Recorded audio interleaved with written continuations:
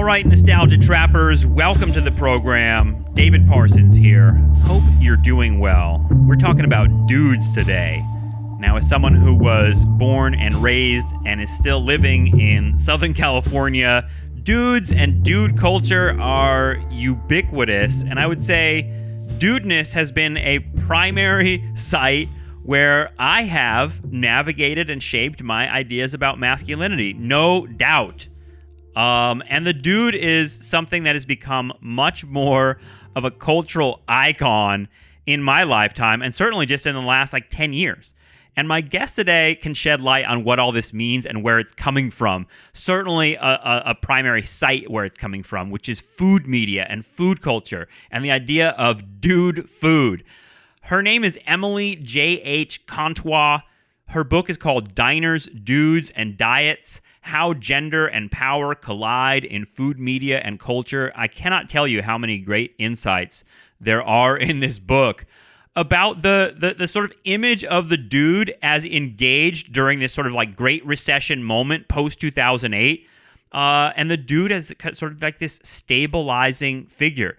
This episode will link up with our previous episode we did with Rax King and Danny Bessner, where we talked about Guy Fieri, and Guy certainly comes up in this conversation too.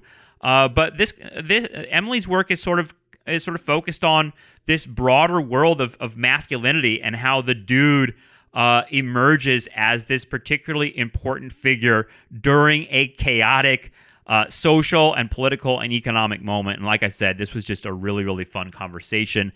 I hope you enjoy it. We've got lots more Nostalgia Trap stuff out there, especially on our Patreon. If you're not subscribed there, you're missing half of our stuff, maybe more than half of our stuff. And I want to especially say, make you aware that I'm beginning a video lecture series next month. That's May 2021, called Nom TV. I am very excited to begin that. I don't want to make it sound too ambitious or anything. But I've been thinking about and writing and teaching about the Vietnam War for many, many, many years, spent many years working on a huge museum exhibition, and I have a lot that I want to share, a lot that I want to sort of think through. And I am thinking about it as sort of like a sketch or a process that involves the people who are watching and listening to it. So if you want to read more about it, you can go to our Patreon. It's at patreon.com/nostalgiatrap. And when you subscribe, you'll get Nom TV and all the other stuff. So subscribe to the show. We really appreciate it. And we're a totally independent project. So our listeners and subscribers are really everything to us. So thanks so much for the people who are supporting the show. Go check out Nom TV and enjoy this conversation. Here is me talking with Emily J.H. Contois. Okay, Emily Contois, thank you so much for joining me. Your book not only caught my eye, but now, having been reading it for the last couple of days in preparation to talk with you, there's so many great ideas in it. Thanks for joining me. Oh, thanks so much for having me, Dave. I appreciate it. Before we even get started, let me just say the name of your book, which is called Diners, Dudes, and Diets: How Gender and Power Collide in Food Media and Culture. And as I was just saying before we started recording, I'm in Southern California and from Southern California. And the image and sort of performance of the dude is very prominent here. I wonder, we can get into how I think you do such a great job in your introduction of this book, sort of anthropologizing who the dude is. And I'd never really thought of it in this way, but what made you want to write about the dude as a sort of cultural figure? Because it seems like the key into understanding what you're really saying about gender and power in food. So it started with just masculinity in general. I'd done my undergraduate honors thesis on diet culture. I was interested in women and femininities. But the moment that I was studying was the early 2000s. And that was when Atkins and South Beach and the Zone were these popular diets. And they were low carb. So you could still eat these quote unquote manly foods. So more men than ever before were on diets, and happy to talk about it and to order from that part of the menu at a restaurant. Mm-hmm. So when I did my first first master's degree that, brought me into this food studies world, then I dove into thinking about men and masculinities. And at first, I thought I was just seeing what a lot of other folks had seen, which was, hegemonic masculinity over and over again, right? Really obvious signs and symbols, of masculine, quote unquote, masculine colors, ideas about flavor, ideas about appetite and size. But as I kept looking, the dude was different, right, than just conventional hegemonic masculinity, in that he's able to slack off, right? This is celebrating the average or even below average guy. This isn't necessarily the masculine ideal, right, of six-pack abs and being aggressive and, high achieving, that the dude is able to opt out, right, of some of that struggle of gender that's expected of men. And so the dude provided this really interesting inroad for brands as well, to beckon men, right, to consider diet soda and weight loss programs and yogurts, these things that had been considered feminine. The dude was so nonchalant, so cool, that it didn't impinge upon masculinity. So it created these really interesting sort of circuits into the world of food.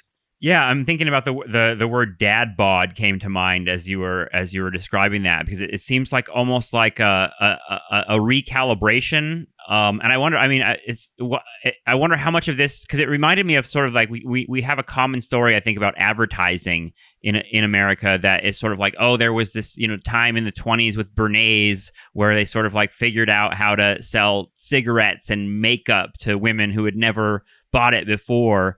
How much of that is the sort of dude, like how much is the dude like a creation of advertising? And I guess how much is it reflecting something real? Because at the same time, there's this part of your book that sort of like, I think, convinces me, and is a compelling argument, that the dude is sort of like an ideal figure for sort of navigating all these larger anxieties about gender and economics and everything else. So I found the dude so fascinating because I think he's both. Yeah. I think he genuinely was a gender discourse that arose from a specific historical moment that I call the Great Recession era, right? So economists want to tell us, right, that the Great Recession lasted for 2 years, right? But we know culturally, politically, socially, that until our most recent recession, right, we weren't out of the cultural effects of what that big moment had brought for us. And so in that moment, it was much harder to be a breadwinner, to own a home, to buy a new car, right? To be able to have all these symbols and perform these social roles that are sort of mandated by masculinity. And so the dude was a way to refuse to step out into a future far less bright than anticipated, particularly when we think about the millennial generation. That the dude, right, genuinely picks up speed in that Great Recession moment. And so in the book, right, I'm interested in sort of the turn into the 21st century, looking at that longer moment of masculinity crisis. But the dude, right, he definitely comes from a specific historical moment, which I then argue these industries, including, right, advertising, marketing, product development, they're able to use the dude and then repeat him, proliferate him, endorse him. So it's a really interesting example of like actual life, right? And, sort of historical analysis colliding with sort of the needs and desires of the marketplace. I wonder, I'm thinking about Tim Allen too, because being a young guy in the 90s, I remember watching that, and I'm thinking like what category he falls into, because there's this sort of like real man sort of thing, and he's sort of like, as much as he was sort of a 90s figure, he was also like calling back to like the 50s breadwinner male sort of thing. But like it seems like a figure that's changed. I wonder what that line between real man and dude is, because there is still a spot for that, right? There is still a spot in marketing for like that kind of masculinity. What would we associate with that? Muscles, guns, that sort of thing? Definitely. You still see, right? Like Muscle and Fitness is still selling fine, right? Like all these fitness magazines for men where we do see these chiseled bodies, right? And these particular manifestations of how to eat, how to manage your body, how to think about male sexuality, right? All too often in only heteronormative terms. So we definitely see those models continuing to come out of media, out of marketing. And Timothy Taylor, right? Like he was this more conventional, right? He's so within the boundaries of the expectations of a white, straight, masculine masculinity. But this idea of tools, of a working class idea of masculinity, it's been so fascinating, even with some of these representations of the dude, to see this idea of working with your hands, of a working class masculinity as a symbol sort of being manipulated, that like that's real masculinity, right? It's not tied up in the contradictions of consumption and fashion and styles, that it's sort of genuine and connected to a different sense of history. So it's really fascinating how we definitely see advertising continue to marshal, right? What working class masculinity means when it's been an industry, right, that was only interested in middle class and affluent people. And so I think with, even cookbooks for, like, I was so fascinated by a couple of the cover designs that I analyze in the book, where it's truly, right, this working class, in a shop or in an auto body sort of situation, a man with a tool belt, but it's filled with kitchen tools, right? He's got a whisk and a spatula and a, timer. And then even in men's cookbooks, you'll see them trying to create equivalencies, right? That the equipment you need in the kitchen, like, this is your toolbox, right? Like using that language, even images of little red toolboxes, like, it's hilarious and frustrating, right? That this is the level to which publishers and authors reduce cooking to be able to convince everyday men it's okay to cook at home, that you'll still be masculine. Yeah. And well, I mean, the grill is what comes to mind as sort of the ultimate symbol of like this, I don't know, industrial sort of like, it's weird because it's like almost symbols that are meant to me, they always communicate like, well, this is what's okay for, a man to engage in cooking wise, and otherwise it would be marked as feminine. And there's like, I don't know, it feels like when I was young and growing up in the 80s and 90s, it felt like that's associated with being gay, like literally, like that was like the fear is that other men will look at me. And even like I grew up with all brothers, so this discourse was really ugly. I mean, if you watch 80s movies, how like shitty the politics are around gender and sexuality. So like that, I recognize this world, and and reading your book, it feels like this stuff is like the sort of felt where you feel the larger sort of structures of power. You feel them in this like stuff like food and things like that. It feels like a really important connection to draw. No, I appreciate that. And I think what I often say is that these dynamics of power were in some ways sort of easier to find in food. Yeah. They were so close to the surface. They're so obvious.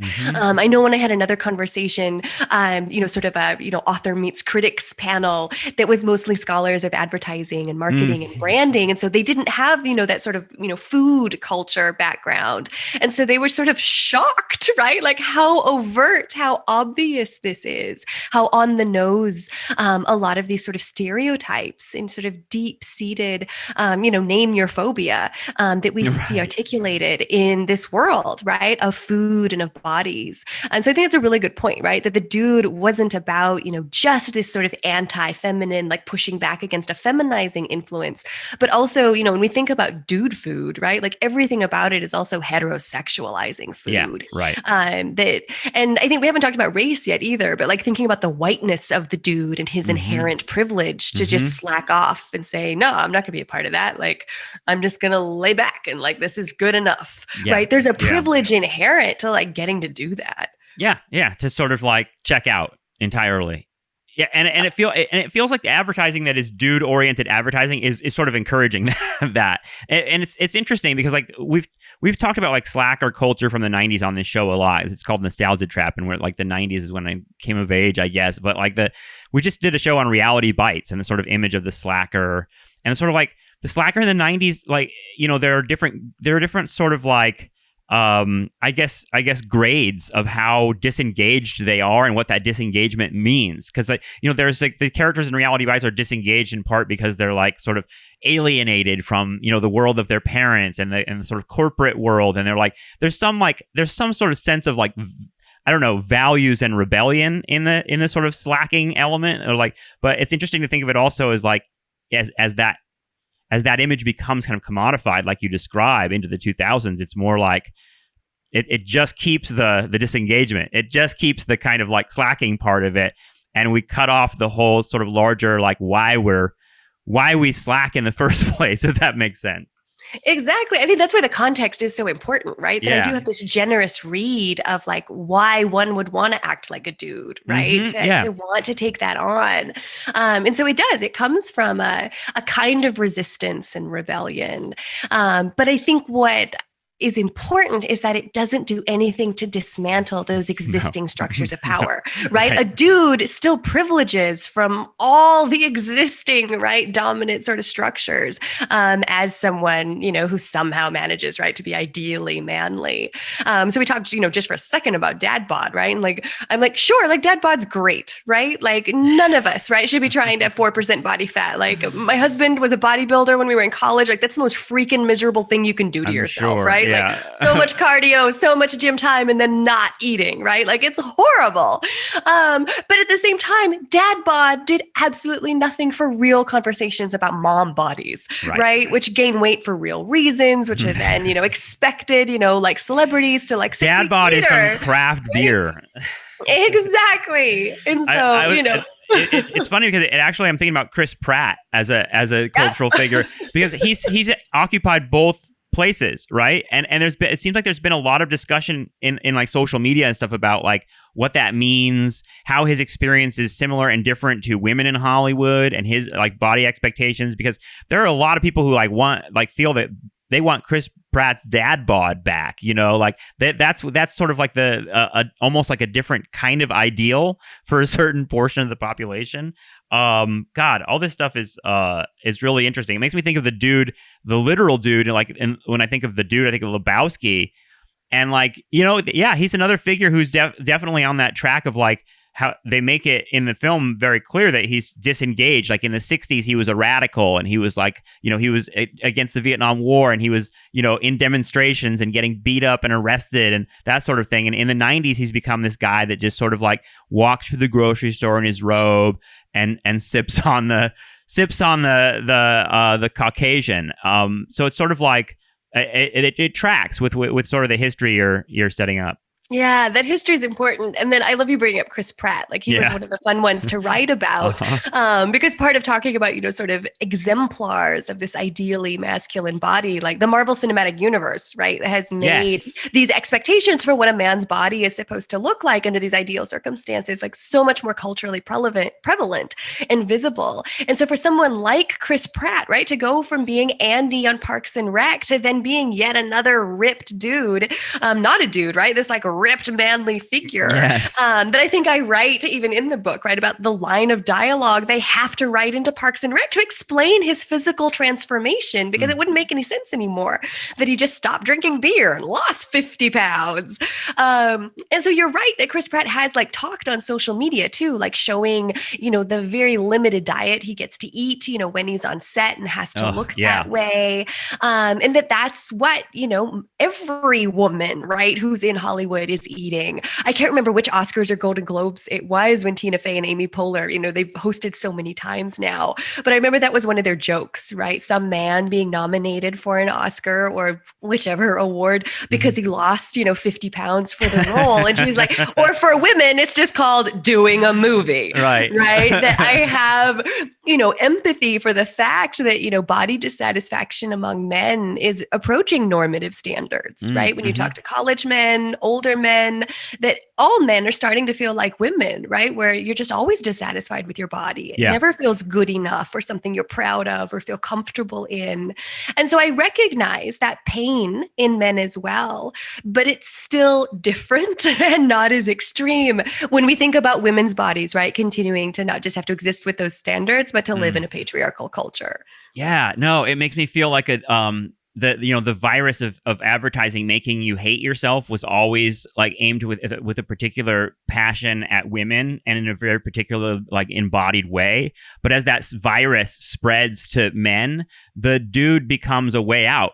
Like the dude figure is like, oh shit, like we're gonna have the same pressures as women have to like have abs or look a certain way. But the dad bod and the dude sort of image allows me to fuck it. I can still be the ideal.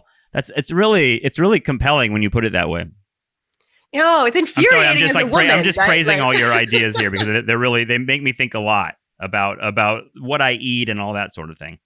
Yeah, and I think maybe like the way you're going like makes me think so much of, one of the last chapters in the book about weight Yeah. loss programs. That like Yeah. the way Weight Watchers markets themselves to men, is to assure them that they're still going to eat dude food and they're not going to be hungry and they're not going to have to be dissatisfied because there's always this perception, right? That number one, men's appetites are big and hearty and deserve to be satisfied, while women are expected, right, to be restrained, to always be hungry, to be seeking lack with great sort of happiness behind it. But then also this fact that like men aren't expected to sort of change, right? There's no expectation that you're going to change the way you eat or, the way you work out or even to think about how you feel about your body. That personality is also a part of the marketing message too. I wonder if you could talk a little bit about this YouTube series that I've seen pop up a million times in the algorithm called Hot Ones about eating wings, because it seems like it sort of captures a lot of what you're describing. This sort of like, for me, like, I don't know. I always growing up was really the one that was scared of having to perform in this extreme way, especially in terms of like overeating or drinking in public. Like the idea of like a bunch of guys surrounding me being like chug, chug, chug. That to me was like my absolute nightmare. But this show Hot Ones is like a new show. I mean new. I mean it's within the last couple years, and it's basically like people trying to eat insanely hot chicken wings, right? Yeah, so my husband was watching it, maybe 5 years ago, and I was just like, oh, this is interesting. And from a talk show perspective, it is kind of a brilliant concept, Yeah, right? totally. So as you have a celebrity on, you eat 10 chicken wings of, increasing spiciness. And so the whole idea that, whenever a celebrity is going on a talk show, right? Like they're never off the cuff. They're never actually authentic, right? All these stories are pre-planned. And so the idea that maybe this, gives us a peek behind the veneer of celebrity, right? Because as you're eating these spicy wings, right, like your nose is running and your mouth is on fire, and you like can't say what you mean to say, right? Because you're trying to keep this riotous body in control as you try to, have a conversation. And so I'd been watching it with him. And so, these conventions about spiciness, right, sort of being coded as masculine in our culture, and not just the flavor and its intensity, but this expectation that a man is supposed to like competitively and aggressively seek out that pain and triumph over it, right? Like I've totally gone out to eat with guys who are a little bit less enlightened than I'd like them to be, right? Of just like being so hard on themselves, like, oh, I'm such a chick, right? When they can't eat, something really spicy. And then I give them a lecture. But so I was interested, right? So we see these flavor conventions playing out. And so for men who go on the show, right, there is kind of this risk, right? Like you get put on this loser wall if you can't eat all 10 wings. But then I also noticed that at the time I was watching, there'd been about 100 guests and 9 of them had been women. So I was just interested, right? In, okay, so there's a significant gender disparity, right? In who either gets invited or accepts to be on the show. And so that made me think about how men and women have to perform celebrity differently on this show, right? That for women, like you kind of have to be able to come on and either totally dominate and sort of occupy this like cool girl kind of persona. One of the guys. Like, exactly. Like you have to be able to navigate that differently than a guy who comes on who's either, going to totally be able to eat them all, or he can fail and it's hilarious. Right. So I was just interested in looking at how food, right? Flavor, the fact that it's kind of a bar food and a chicken wing, these ideas about appetite, and these expectations for like comportment and embodiment, right? That it's a bigger risk as a female celebrity to snot all over yourself on TV. Although, right, this is a YouTube series, so it's not quite television, right? So this in-between sort of media but genre. a meme will be made about it. Oh, yeah, exactly. And so I think it was even maybe a couple of weeks ago when Maya Rudolph came back to host SNL, they did a skit where she's playing Beyonce on Hot Ones, right? And she can't handle it. And the whole joke is like her PR team being like, we must destroy this footage. Like this can never be shown. Like nobody can see the queen like this. Right. And so That's what I was interested in, right? Yeah. These multi-layered conventions surrounding food and the performance of celebrity. How did they play out on this show? And so it was, it was a commentary and criticism piece in feminist media studies. It was no big deal when it came out. And then this Twitter account that is anonymous, Oh, no. all they do is screenshot and, sort of mean tweet humanities papers, right? To like make fun of professors. And so Breitbart sort of trolls that account. So Breitbart wrote about it. And then a number of other, when we look at the media bias chart, right? Like we're far over in this, right wing, less trustworthy sort of demographic. So they wrote about it, bloggers wrote about it, and then had my first, big experience with online harassment across all my social media platforms, folks emailing you. We'd lived in this house for 6 weeks. We had just moved to Tulsa for this new job. And one letter from some deranged guy about, why women shouldn't be professors, came to my house too. Right. And so I write about all that in the preface to the book of like, these are the stakes when we want to talk about gender and power. And this idea. Food too, right? Exactly. Like these are like, you combine two really, I think things that get people talking. Like in my classes, if I can't get students talking, food conversations, I mean, ask them who makes the best French fries, and you've got like everybody fighting, right? Like viciously fighting. Like it's like attached to their very identity, their love for Jack in the Box versus McDonald's fries or something like that. But yeah, the reaction that you got from that seems like it almost confirms the power of the sort of things you're describing, right? Yeah, exactly. It was horrible to go through, but also like intellectually so affirming, right? I was just like, thank you. So I did a discourse analysis of like all these deranged comments to sort of show, right? Like why through the language of food in particular, right? We see these sorts of power dynamics sort of discussed. The idea that they would tell me, right? To like, get me a beer, get back in the kitchen, go make me a sandwich, right? The kinds of insulting things, outside of the rape threats, which are a different category. That men will lodge at you, right, are about constraining women's power, right, that have been tied to this idea of the domestic sphere and to food labor. And they didn't like your criticism of Hot Ones. They didn't like what you were saying about that. But that's the thing. I wasn't criticizing the show, right? Like I watched the show. I genuinely enjoyed the show, right? Like I think that's our job as like media scholars, right? Like we analyze what we're fans of a lot of the time. Yeah, no, totally. And so it's so annoying now, right? Like when the show still, pops up from the algorithm, like now it's kind of triggering, right? Like I haven't watched it since all this happened, right? Like it totally ruined it for me. Although I will take credit that there were like a couple of articles written afterwards where they talked about, the fact that they hadn't had very many women. And so they at least talked about it, right? Yeah. They wanted to dismiss me. And I always tell my students, right, the meanest thing they could possibly call me was a feminist professor. Right. But it did, right, get them thinking about why have there been fewer women on this show? But that wasn't even my point. And so that's what's so frustrating about all of it. Well, I think people, and men and women, are trained to sort of react to certain sort of things, certain sort of attitudes about, and get very defensive about, defending, what they conceive of as civilization.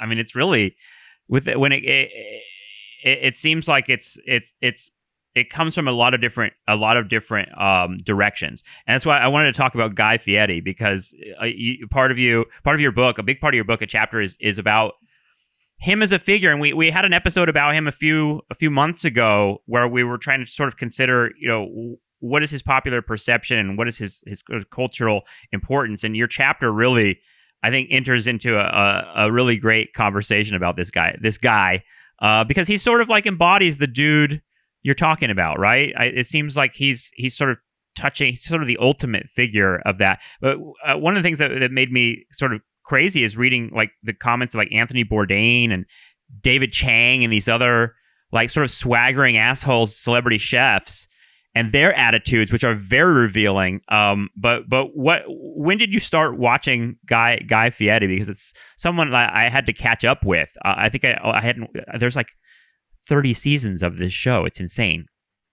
Yeah, Diners, Drive-Ins, and Dives was his second program. Yeah. And it's so many seasons. So yeah, I watched hundreds and hundreds of episodes as a Oh part of God. my research. But I wouldn't really describe myself as a fan beforehand. I think, like everyone, I'd watched enough Food Network that I knew who he was and sort of how he presented himself. And so as I continued on with the project, he just made so much sense as a figure to work on. And that chapter was so big that there's a whole nother essay that's in American Studies about this idea of, sort of the American dream, a multicultural American cuisine. Like so much had to come out of that chapter because I could have written a whole book just about him. I find him a really fascinating media figure, in both because of this polarizing sort of potential that his fans really dearly love him. And then there was so much critique of him, in part because of that sort of dude chef ethos that he's sort of resisting and pushing back and slacking off about what it means to be a celebrity chef. Of how are you supposed to look? How are you supposed to talk? What kind of food are you supposed to shine a spotlight on? That he does something really different. And the populism of him is really fascinating from a political perspective, particularly when we think about the audiences with which he resonates so deeply. Although I wrote this op-ed about how, like, recently, like, everyone kind of loves Guy Fieri, right? This thought that, like, maybe he's the last good white guy in the world. Yeah, this hope that maybe he's the last, that he is just this good guy, right? This nice man, that all of the most recent profiles of him, right? They're not sort of interesting feature articles. They all just walk away saying this guy is as nice as he seems. And so I was so interested, after the inauguration, which gave us the Bernie Sanders meme, that we all of a sudden, right, have the entrance shot from Diners, Drive-Ins, and Dives, where Fieri's driving in his, Chevrolet Camaro, and he puts Bernie in the passenger seat, and shares it across his social media platforms with, "Not me, us," which was Bernie's, campaign slogan when he was running to be the presidential nominee for the Democratic Party. And so there is no politics to Guy Fieri as this good dude. In that last part of the chapter, I write about sort of the rise, fall, and rise of Guy Fieri, right? Like Pete Wells' 0-star, poor review of his restaurant in Times Square does nothing, right, to sort of, break down a flavor town, empire. Instead, he's been fully recuperated in part by men's magazines writing features, but then even, articles, outlets like the New Yorker, right, write really celebratory pieces about what does this program actually do when we think about a representation of a multicultural America. And so I'm fascinated by how everyone feels drawn to him, right, from all sorts of different political leanings. And yet he remains, as the dude does, right, an apolitical, kind of uninvested figure, in real collective action, in real change. Like, yes, he will fundraise.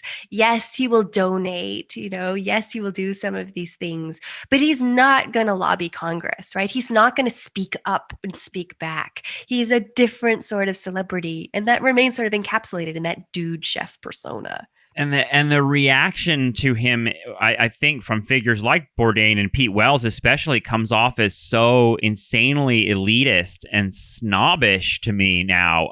And it makes me think, like, I think we talked about this in the episode before, because I was trying to remember what my initial reaction. I think my initial reaction was probably the same. Like, when I saw this guy, I was like rolling my eyes, and I think so much of it just has to do with what he looks like. I mean, it might just be that, because I associated him with, like, Kid Rock in my head. I was like, oh, this is this sort of asshole. Like, he's gonna be like this sort of like crass, misogynist, douchebag. Like, I mean, that's the word that Bourdain uses, and Chang, I think. And what's really interesting to me is, like, both those guys, Bourdain and Chang. I mean, Chang has been, like, outed recently as, like, a total fucking asshole. I mean, he's had to write a book basically apologizing for treating people. I mean, he's basically been, like, part of the Me Too thing because of, like, how shitty he's been, especially to women, in the way he's run his businesses. So it's, like, kind of ironic to think about, like, these figures, these, like, swaggering asshole chefs being like, look at this guy, look at this douchebag, without really knowing who he is at all. Because you're right, if you watch the show, he comes off as a really, like, friendly, endearing figure. It's hard to hate him. Yeah, I feel like some of the criticism from those early days, like particularly from folks like Bourdain, sort of wavered and lessened, as sort of his Uh-huh. career continued on. And I think Bourdain in particular sort of came around to the idea that Yeah, like right. maybe this is just who he is, and he's in on the joke, right? That like Fieri knows what's going on in sort of this construction of his brand image in particular.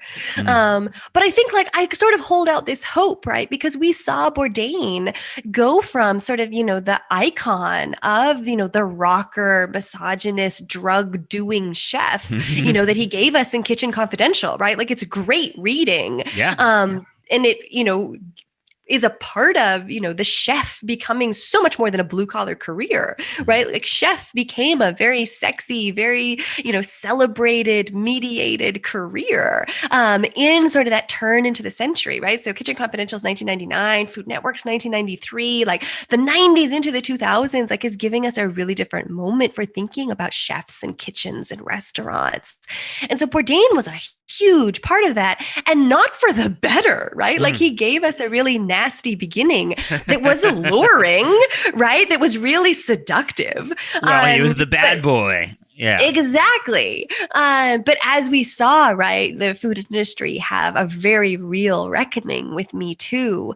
At the moment when we lose Bourdain from this earth, like he was in this moment of big transformation, right? Of who he was becoming, of like a genuinely good food dude. Yeah. Right. I've had friends who write about him, as a gastro diplomacist, right? Who really was making the world a better place.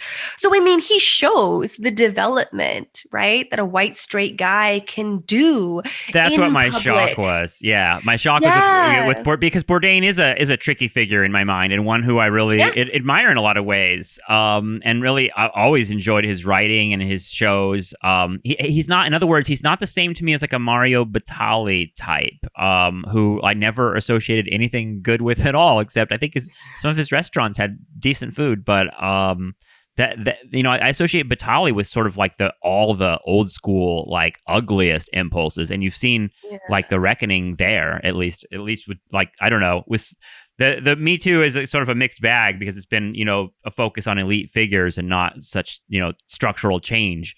But at the same time, it was satisfying to see Batali go away, for me at least.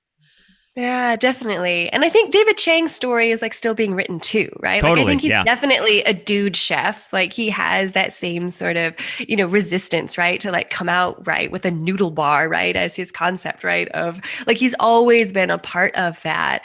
And so, I mean, it's not like I know him at all, right? But I did get to speak with him, right, for like 90 minutes when we did that episode of Ugly Delicious. And so they were with that show, right, trying to make something that was forward looking and more inclusive, right, than what a food media show had done before. That wasn't just about cooking, that wasn't just a travel show. And they really were like trying to tackle far more complicated issues. That's why I pay attention to Chang. I mean, I've been to Momofuku. Yeah. I mean, I lived in New York for years and loved that place and associated it with sort of a forward thing, and that's what's interesting is contrast that sort of like hip, forward, progressive, urban vision of food versus like what Guy Fieri is doing, because he's doing something very, very different. And it makes me think of like, because I moved back to my hometown, Ventura, California, which is not a hip, sophisticated place like New York City. There's no Momofuku here. And the types of places that I love here are much more like diners, like the kind of places that Guy Fieri goes to. I was thinking if he came to my town, he would go to the taco shop and this like fried fish and chips place and like a couple of like little family restaurants that are cranking out like, old school kind of American food. It seems like there's a real tension between those two impulses. And yet, I don't know, there's some crossover, it feels like. Yeah. The idea is about the dude and what he makes possible. Right. But also how he still doesn't, right, dismantle the structures. Yeah. That I think both of them right, are still benefiting Mm. from that overall structure. And so I want there to be someone who's like who Anthony Bourdain. And so I think that's why Jose Andres is an exciting figure, Yeah. who is an incredible chef, but also unafraid to be deeply political, particularly, right, against an administration like Trump's, and to have it not just be about a restaurant in Trump Tower, but about the administration's response or lack of it for Puerto Rico after Hurricane That's Maria. right. Yeah. And so he's a really interesting figure. I agree. And so people have compared Fieri to Jose Andres when we think about the charitable cooking that he's done, after the forest, the fires in California, and his fundraising for the National Restaurant Association during COVID. So you saw all these articles, right, saying, you wouldn't expect Guy Fieri to be, this inheritor or, to be a part of this same sort of charitable work, but they were often put side by side. And then to say, that Guy Fieri's efforts, right, had done more than the Americans, the United States government, because at that point they hadn't passed a restaurant relief bill. And so thinking about how people want to make those sorts of claims, but the dude, right, is never going to really politically invest. And so there's a big difference in the kind of investment and charitable work that we see Jose Andres versus Guy Fieri doing. Yeah, I wondered about that. I mean, when I saw that Bernie meme that he put up, it actually surprised me, because I was sort of like, I thought he's one of these guys that sort of like the people that like do like, I don't know, almost like Carrot Top, like they do like safe comedy so that like they can appeal to the widest amount of people. I mean, even Michael Jordan, I think it's in the Michael Jordan documentary on Netflix. He one of his most controversial statements, not very controversial at all, but he says that he didn't want to make any statements about a particular race. I think it was going on in Georgia. I'm not really sure. It was a race in which there were a large percentage of like the black population wanted him to be involved in this race to sort of overturn this awful like segregationist senator. And he didn't want to be involved in it. And his reason was, and why people thought it was shitty that he said this, he said, well, Republicans buy shoes too. And I always thought that Guy Fieri was sort of that sort of figure. Like he would say, like, I'm not going to be involved. That's why it surprised me to see the Bernie Sanders thing. People do associate him with Trumpism in some weird way, right? Like it feels like he might have wanted to correct the record. So that part ended up coming out of the book because I'd written so much about Guy Fieri. But this article that's in American Studies is, like, welcome to Flavortown. Like, what is this sort of populist world that Guy Fieri creates? And part of it is that, like, populist politics.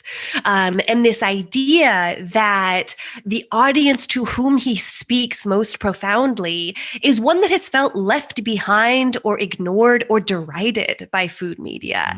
And so when he talks about, he's not trying to elevate anyone's tastes. He's not trying to make you change your nutritional habits. And even when he talks about something like sushi, right? Like there are still folks, who do think that raw fish, right, is like taboo and weird and something that they would never eat. And Guy Fieri is there for them, right? To make something that's barbecue chicken instead, right? Wrapped in rice. And so I find him... They call it the jackass role, right? Yes, exactly. And of course, it's going to be called something like that too. So I don't think it's, as clear-cut of a thing, right? Of like the Trump voter would also, right, be a Guy Fieri fan. But for me, when I listened, most generously after, the 2016 election, of folks feeling like they hadn't been heard, that they hadn't been recognized, that the Democratic Party, right, wasn't serving them. That you heard a similar kind of response from fans talking about why they loved Guy Fieri.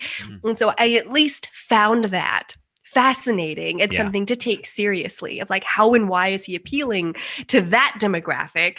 But then, as you said, right, he's so universal and so genuinely appealing, in some ways, that I think that's what's interesting, that I think even really liberal folks like love him.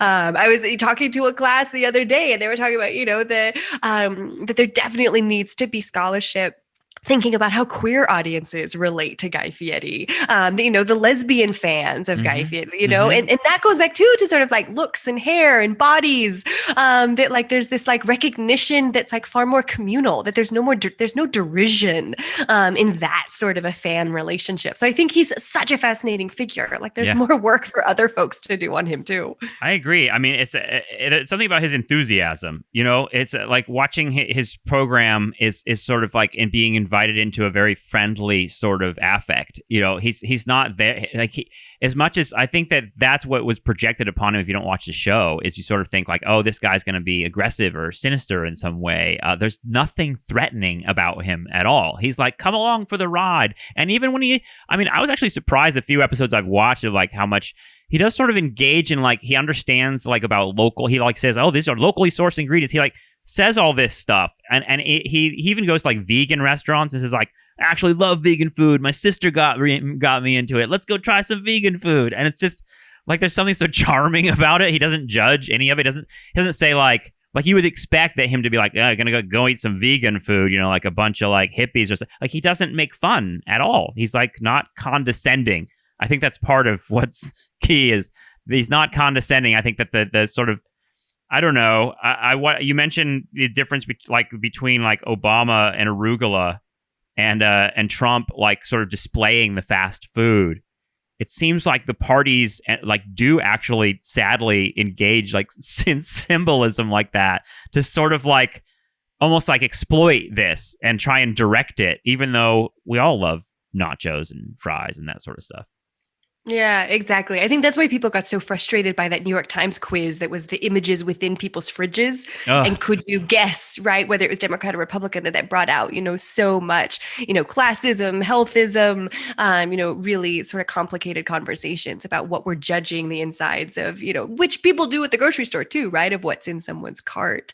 But these ideas about politics, right, like people sometimes want to think, right, that food has nothing to do with gender, has nothing to do with power, has nothing to do with politics. People want to say the same things about sports, right? But of course, these are both spaces within our culture that are deeply politicized, and that sometimes we see these conversations taking place, right? Like right on the surface within our sort of consumer culture. Reading your stuff, I'm thinking about the way gender is transforming in media right before our eyes, right? With the increased like visibility and prominence of trans issues in reality and in fictional media and in pop culture and everything like that. I'm wondering, I mean, it's speculation, but sort of like how that will enter into this world, because your book is really compelling in the sense of how it sort of convinces you of how rigid these gender as fluid as they are, we still have a very rigid sort of attitude about eating and gender. Yeah, being able to show these many examples of how various industries have been responsible for enforcing a very binary and very boxed in understanding of what gender is, right? It is either feminine or masculine in these particular ways, and that's it. And so in the conclusion, I write about how when we get to that 2016 moment, we have this resurgence, right, of toxic masculinity literally coming out of the White House with someone like Trump, that goes along as well, right, with a rise in hate crimes. We think about, anti-Black racism. We think about, anti-Semitism as well across lines of religion, that this was a moment of big crisis at the same time that there was this increasing transgender visibility. And so visibility is, of course, not at all the same as actual political rights and having the law protect one's status as a trans person. So we've seen that, right, make some progress in legislatures, but then on the state level, right, seen so many bills, particularly bathroom type bills, of limiting the rights and privileges and safety of trans folks. But in that moment too, right, we have every dictionary say they is like the word of the year or to add it in. Right. And so there was this different conversation happening culturally about transgender identity. And so I felt like that interrupted, right, what was always a ridiculous understanding of binary gender that food media and food advertising in particular had endorsed so strongly, to destabilize that even more. And advertising is so interesting. Like I teach the history of that industry to my students, right? So since the 1920s, like they thought they were the most modern of men and women, right? They are the apostles of modernity, right? Is what Roland Marchand calls them. And so they've always thought, right, that they were the most sort of enlightened, forward-thinking folks out there. And so advertising is a really interesting industry today that they still think, right, that they are there for justice. They are there for imagining a future. And so, of course, there was this moment where there's like, oh, like this doesn't really work anymore. So I do point out, the ambivalence of the fact that some of the ad agencies who gave us this very dudish advertising are also some of the most award-winning, right, who've given us really inspirational advertising, and quite inclusive, right? Like really interesting advertising. And so I think that tied up with the fact that advertising is always obsessed with sort of youth and youthfulness, right? I have big questions about whether, millennial, Gen Z, Gen X, right? Like, are these really demographic markers that have historical and social cultural meaning, or have they always just been created by advertisers to figure out how to target market and niche market to us better?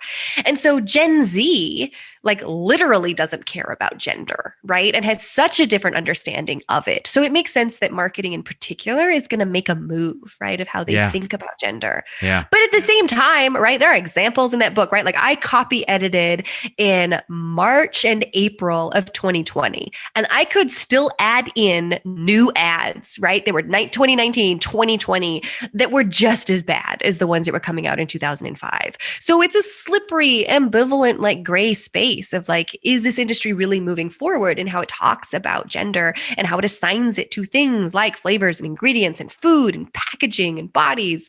And so I think there's an understanding, and I hope the book does a job of demonstrating why it matters and all the ways that it's gone wrong in the past.